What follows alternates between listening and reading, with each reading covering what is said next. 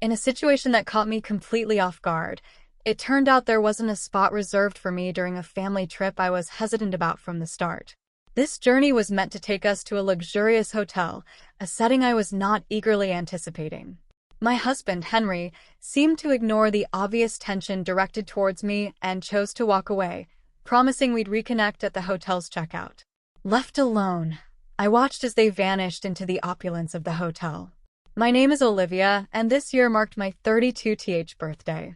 I'm a stay-at-home mom, sharing my life with Henry, my mother-in-law Sophia, and my 5-year-old son Jack. Henry and I first crossed paths on a blind date 5 years back, leading us to tie the knot and enjoy what appeared to be a loving and dispute-free life, at least in the eyes of our neighbors. Our bliss was further solidified 4 years into our marriage with the birth of our son Jack. Despite his busy schedule, Henry was a hands-on dad, contributing significantly to childcare, leaving me with no real grievances. Our household dynamics took a hit about 3 months ago following the death of my father-in-law, necessitating Sophia's move into our home. It had been ages since I last saw her, with our only encounters being at our wedding and a visit to announce our engagement. Unfortunately, my initial impressions of Sophia were far from favorable, in stark contrast to the warmth and kindness shown by my father-in-law. Sophia's skepticism about my suitability as Henry's wife was palpable, questioning his choice in me and predicting a future filled with challenges. Despite Henry's efforts to win her over, her disapproving gaze lingered. Eventually, she conceded, influenced by her husband and Henry, though her upfront criticisms in my presence were hard to forget and remain a point of contention to this day. Feeling a bit anxious about how things would pan out, I decided to adopt a positive attitude and do my best to get along with Sophia once she moved in with us. When she arrived, along with her things, I jumped in to help with the unpacking. Sophia was surprisingly sweet with Jack, who had just turned 5, showering him with attention while Henry and I sorted through her belongings. I took charge of organizing the smaller items while Henry handled the heavier lifting. The process was pretty smooth, and before I knew it, only a few bits and pieces were left for me to arrange. During the unpacking, I placed a fake plant in a spot I thought would brighten up the room. However, Sophia questioned my choice, suggesting a different location. Her tone felt a bit harsh, but I brushed it off, thinking maybe she just had a strong opinion about room aesthetics.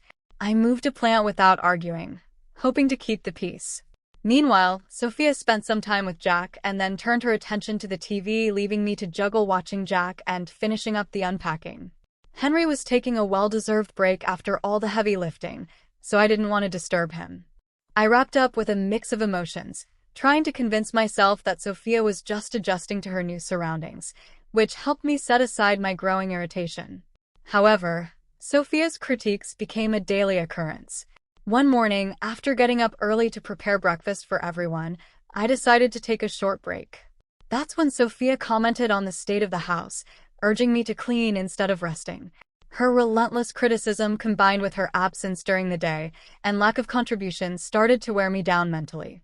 I eventually brought up my concerns to Henry, hoping for some support, but his response was disappointing. He suggested I should be more understanding, considering the recent loss of his father. His lack of intervention left me feeling helpless and alone.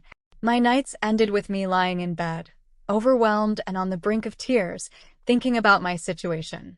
On one such night, Jack's cries broke the silence, but my exhaustion made it difficult to get up immediately. That's when Sophia burst into my room, berating me for not tending to my son right away, accusing me of neglecting my responsibilities as a mother. Her words stung, but wanting to avoid further conflict, I silently got up and went to comfort Jack, carrying the weight of the day's tensions with me. That night, sleep evaded me entirely. With Henry having the day off, I mulled over what special dish to prepare for lunch, wanting to make something delightful for everyone. As I was considering my options, Sophia began to get lunch ready. When she laid out the meals, it became apparent that a plate was missing mine. I've prepared food for Henry, who works tirelessly, and my beloved grandson. Naturally, there's nothing for you. You'll have to fend for yourself, she declared. This left me feeling utterly humiliated.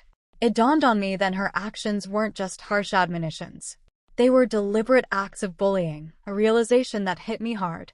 I had always tried to see Sophia's behavior as tough love, thinking maybe she was pushing me to be a better partner for Henry. Without this perspective, I felt like I would crumble under the pressure. Unable to retort and feeling increasingly isolated, I poured my heart out to a childhood friend after dropping Jack off at daycare. "This is outright bullying. How are you managing to cope?" she asked, concern lacing her voice. Sharing the ordeal with her, I found myself breaking down, unable to hold back tears any longer. My friend's support was unwavering. "You're stronger than you realize and you'll get through this. Let's think of a plan," she encouraged, giving me a glimmer of hope. Though our conversation was brief, it lifted a weight off my shoulders. Following her advice, I decided to discreetly record the daily goings-on at home.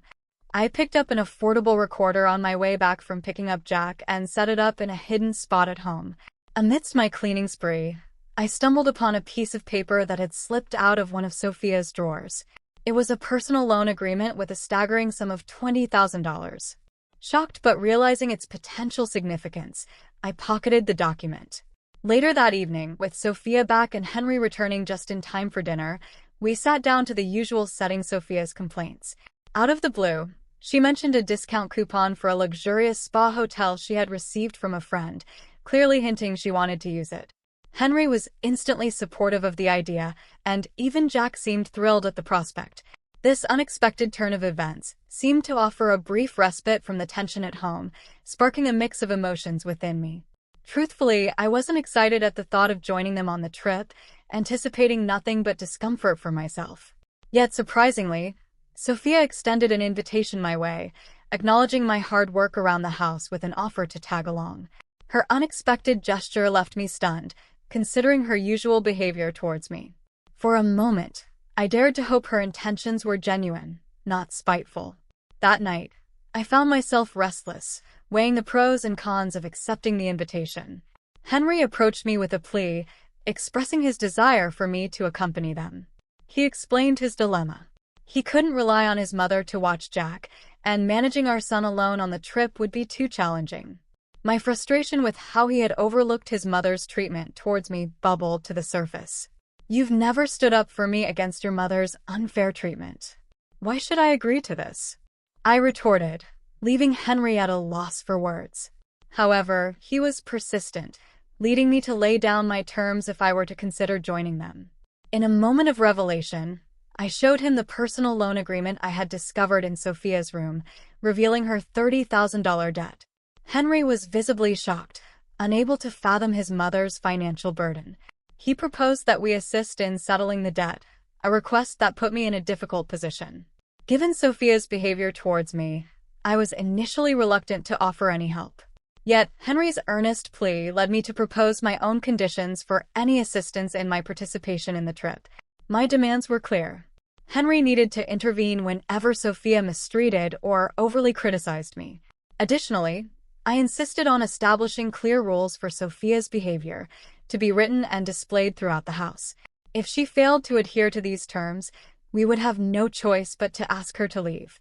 Henry agreed to my terms, and we decided to implement these changes after our return from the trip. To ensure the rules would be in place upon our return, I arranged for my friend to post them around the house in our absence. We agreed to maintain a facade of normalcy until the trip concluded, after which we would confront the situation head-on. With this plan in place, I reluctantly agreed to join the trip, informing Sophia of my decision the following day. Deciding to join him on the trip, I reminded myself to stay patient just a bit longer. On the departure day, as Henry was gathering everyone's luggage, Sophia immediately showed her true colors. "Let Olivia handle the bags," she demanded, a clear attempt to belittle me right from the start. Henry gave me a look of apology, but to avoid any conflict, I complied, albeit reluctantly. The bags were heavier than I expected, and managing them while also looking after Jack was no small feat. I silently worried about my dwindling energy reserves, fearing I wouldn't have any left to enjoy our luxurious hotel destination. The journey to the hotel involved a scenic Amtrak ride, followed by a drive through mountainous terrain. The hotel itself was a sight to behold, with its stunning exterior and interior exuding luxury. Jack's excitement was palpable as he darted around exploring, while Sophia seemed to appreciate the decor before heading to the front desk for our check-in. As I was about to make my way to our room, Sophia's next words hit me like a ton of bricks. Were you planning to stay with us? I only booked for the 5 of us. Confusion washed over me as I tried to process what she was saying. The stark realization dawned on me that her invitation was a ruse to exploit me as a makeshift porter, with no real intention of including me in their stay. Then where should I sleep? I inquired, to which she coldly responded, I don't know, I don't care. Maybe you can camp out somewhere around here. Her words were a clear dismissal, suggesting I was to fend for myself outdoors. Her cruelty left me seething with anger, but before I could confront her, she and my family vanished into the hotel, leaving me stranded in the lobby. Feeling utterly defeated, I exited the hotel, overwhelmed by the situation. Henry's feeble apology via message did nothing to console me. By noon, I found myself alone, grabbing lunch at a nearby cafe and eventually seeking refuge in an open field, hoping to find solace under the night sky. Just as I settled down, my phone rang. It was my friend, checking in on how the trip was going, unaware of the ordeal I was facing. Her voice was a reminder of the plan we had hatched together, a plan that now seemed worlds away from my current predicament. Before the ordeal unfolded, I had the foresight to provide a copy of my house key to my trusted friend, explaining the potential for trouble. After the shocking turn of events at the hotel, I filled her in on the situation. She was livid on my behalf and offered to come rescue me, but I declined. I knew that leaving would only play into Sophia's hands, something I wasn't willing to let happen. The uncertainty of her future actions weighed heavily on me, prompting a call to a lawyer for advice. I shared my evidence of emotional abuse, considering legal action against her. Although the outcome was contingent on proving premeditation, I was reassured by my lawyer that my evidence was substantial enough to pursue a case. Exhausted mentally and physically, I found solace lying in the grass under the night sky, letting the cool breeze envelop me as I contemplated my next step. The following morning, I reunited with my family and Sophia just in time for checkout. Sophia's immediate jabs about my presumed night outdoors were halted by Henry's intervention, though she swiftly sidestepped to other topics. It was clear Henry had communicated the extremity of her actions to her. Upon our return home, Sophia's outrage was palpable as she encountered the posted rules around the house. Her anger quickly shifted to shock as Henry presented the loan agreement, her complexion turning from red to pale as her secret was laid bare.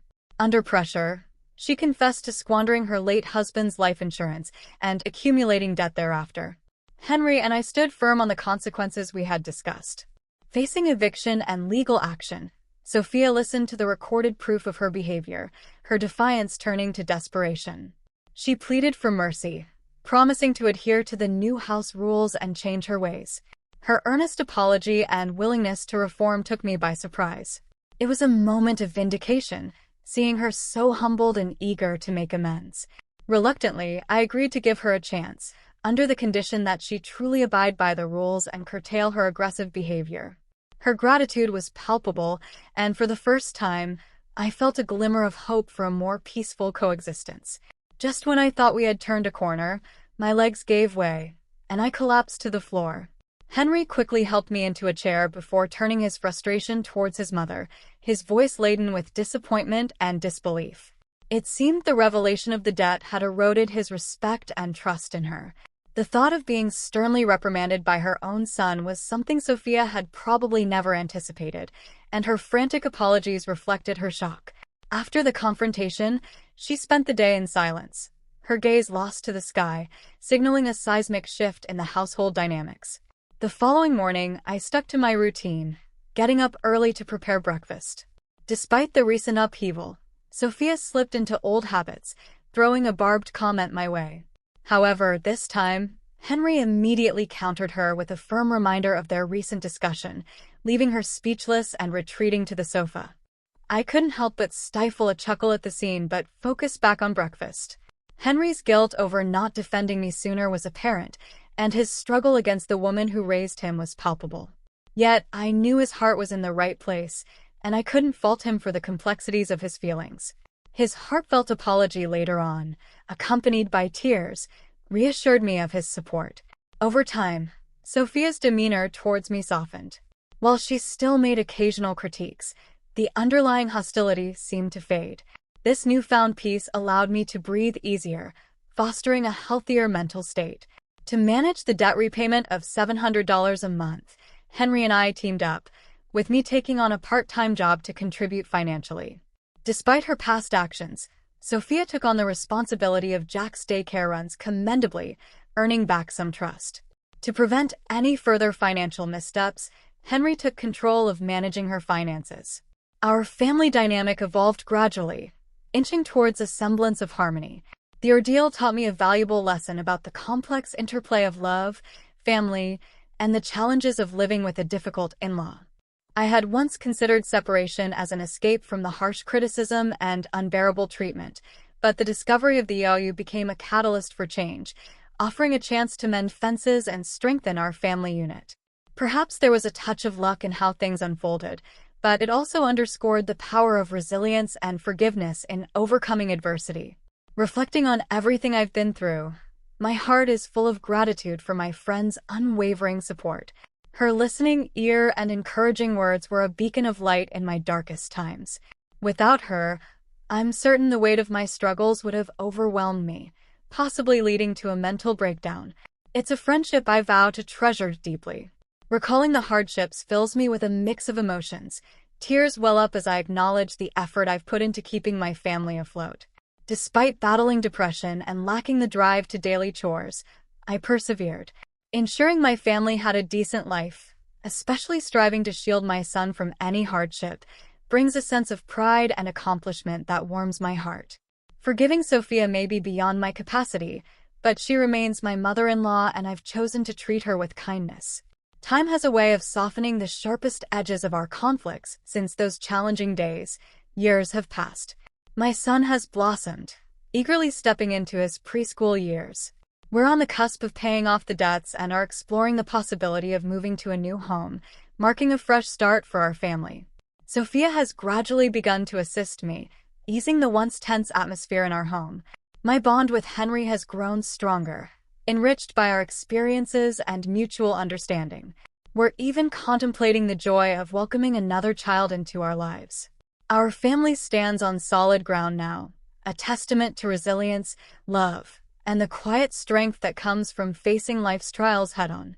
I'm committed to continuing my efforts, nurturing this stability, and fostering a loving environment for my family.